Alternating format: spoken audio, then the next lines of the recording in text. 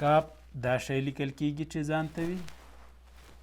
کاپ الف ری. کاپ الف سره یو ځای کیږي دا شی او ری ورسره څنګ کې لیکل کیږي، کار ترې جوړیږي.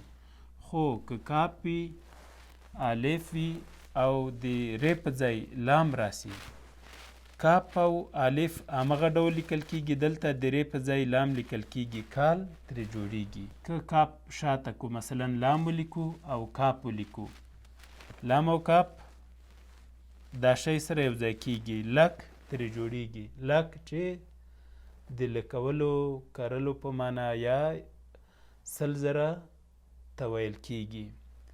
که لام وي یې او بیا کاپ پسې راسي، څه شی ترې جوړ شو؟ لیک.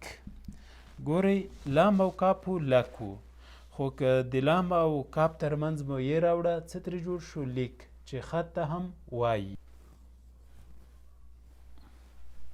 کار کول صحت ته ګټه لري. کار خپل کوه.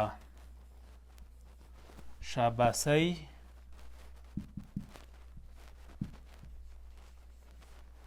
د بل وړه.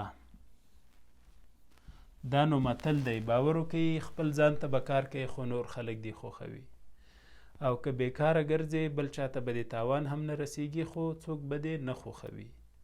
نو کار ښېګڼه همدغه ده. کار کول صحت ته ګټه لري. کار خپل کوه، شاباسي د بل وړه. کار شو صحت کې سوات ح ت ده، صحت. ګټه کې ګاپ ټ او ه ده، ګټه. خپل کې بیا خ په لام خپل، او بل کې ب او لام. شاباسي کې شین الف ب الف سین او ی. کار کول صحت ته ګټه لري. کار خپل کوه، شاباسي د بل وړه.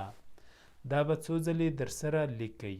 اوس راځو د تورو تمرین ته. کاپ دی، ری ده او لام دی. کاپ ری ګډ لیکل کیږي، لام یې څنګ ته راځي، څه ترې جوړیږي؟ کرل. خو که کاپ وي ری وي کاپ او هی څنګ ته راسي، بیا هم کاپ ری ګډ لیکل کیږي، کاپ او هی ګډ ورسره څنګ ته راځي، کرکه ترې جوړیږي. او که سین وي پی وي کاپ وي، درې واړه ګډ راځي، څه ترې جوړ سو؟ سپک. خو که کاپ او ډی وي، کاپ ډی سره یو ځای کیږي، ککړ ترې جوړیږي. که مو ځان سره لیکلي وي ډیره ښه ده، او که لیکلو نه وروسته نه پوهیږئ چې څنګه مو لیکلي، نو دا شی لیکل کیږي. کاپ ری لام کرل. کرکه کاپ ری کاپ هی کرکه. ګورئ که کاپ او هی ترې لرې کړو، څه پاتې سو؟ کر چې کروندې ته وایي. سپک سین پی کاپ سپک.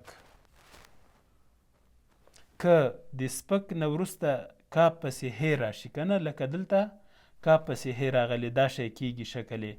څه ترې جوړ شو؟ سپکه. سین پی کاپ هی ټول ګډ راځي، سپکه ترې جوړیږي. ککړ کاپ ډی ککړ. خو کاپ ډی پسې که واو او لام ورکو، بیا څه معنا ورکوي؟ ککړول. دغسې کوشش وکړئ چې د یو توري په ځای بل راوړئ او جمله بدله کړئ یا کلمه بدله کړئ. ګورئ کاپ دی، ری ده او لام ده، کرل راځي. خو که دلته ګې کو، بیا هم ګډ لیکل کیږي، کاپ او ګې ګډ او لام پسې راځي، څه جوړ شو؟ کګل. کاپ د ری ده، کاپ د هی ده. که کاپ پسې د ری په ځای ړې راوړو، دلته هی په یې بدله کو، کړکۍ ترې جوړیږي. کاپ ړې به دا شی سي او دلته به د هی په ځای یې راسي، کړکۍ به ترې جوړ سي.